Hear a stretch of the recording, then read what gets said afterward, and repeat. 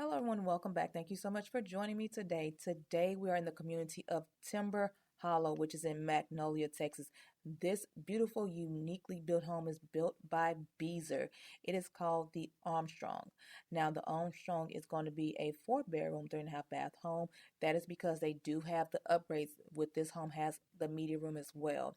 It is going to be a little bit over 2,700 square feet, and the starting price is going to be a little bit north of the $450,000 range. Now, the one thing about this community is that if you are looking for a large lot, these homes are built on almost a half-acre lot.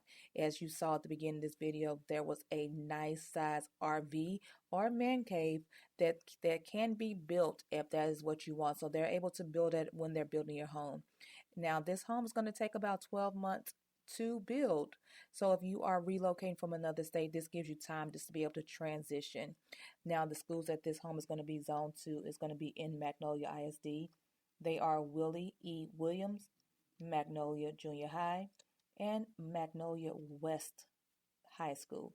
If you have any questions or comments or any kind of real estate questions, please leave them in the comment section below and I'll be more than happy to answer them. And do me a big favor, hit that like, subscribe, and that bell to be notified of weekly videos. Enjoy the rest of the tour.